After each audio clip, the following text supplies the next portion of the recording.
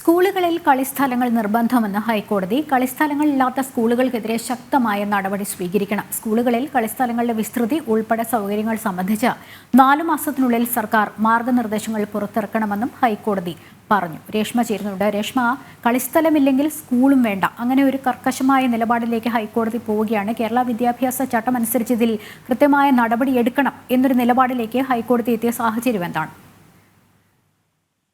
Lakshmi, KER ചട്ടം അനുസരിച്ചുള്ള കളിസ്ഥലങ്ങളില്ലാത്ത സ്കൂളുകൾക്കെതിരെ ശക്തമായിട്ടുള്ള നടപടി സ്വീകരിക്കണമെന്നാണ് ഹൈക്കോടതി സിംഗിൾ ബെഞ്ച് ഇപ്പോൾ ഉത്തരവിട്ടിരിക്കുന്നത്. സ്കൂളുകൾ അടച്ചുപൂട്ടുന്നത് അടക്കമുള്ള നടപടികളിലേക്ക് കടക്കാമെന്നാണ് വിദ്യാഭ്യാസ വകുപ്പിന് ജസ്റ്റിസ് PV കുഞ്ഞികൃഷ്ണൻ നിർദ്ദേശം നൽകിയിട്ടുള്ളത്. കളിസ്ഥലങ്ങൾ സ്കൂളുകളിൽ നിർബന്ധമാണ്. ഇത് സംബന്ധിച്ച് സർക്കാർ ഒരു മാർഗനിർദ്ദേശം അടങ്ങിയ സർക്കുലർ പുറപ്പെടുവിക്കണമെന്നുകൂടി ഹൈക്കോടതി നിർദ്ദേശം നൽകിയിട്ടുണ്ട്. അതായത് കളിസ്ഥലങ്ങളിൽ ഒരുക്കേണ്ട സൗകര്യങ്ങൾ എന്തൊക്കെയാണ്, കളിസ്ഥലങ്ങൾ ഏത് വിധത്തിൽ എത്ര അളവിലാണ് ഈ കളിസ്ഥലങ്ങൾ ഉണ്ടാകേണ്ടത്, ഇത് സംബന്ധിച്ചുള്ള മാർഗനിർദ്ദേശങ്ങൾ ഒരു സർക്കുലറായിട്ട് സർക്കാർ പുറത്തിറക്കണം. 4 മാസത്തിനുള്ളിൽ തന്നെ ഈ മാർഗനിർദ്ദേശങ്ങൾ പുറത്തിറക്കാനായിട്ടാണ് കോടതി നിർദ്ദേശം നൽകിയിരിക്കുന്നത്. പത്തനംതിട്ട തേവായൂർ ഗവൺമെന്റ് LP സ്കൂളിന്റെ കളിസ്ഥലത്ത് പഞ്ചായത്ത് അധികൃതർ വാട്ടർ ടാങ്ക് നിർമ്മിച്ചിരുന്നു. സ്കൂള് അധികാരികളുടെ അനുമതി ഇല്ലാതെയാണ് വാട്ടർ ടാങ്ക് നിർമ്മിക്കാനായിട്ടുള്ള നടപടികൾ പഞ്ചായത്ത് അധികൃതർ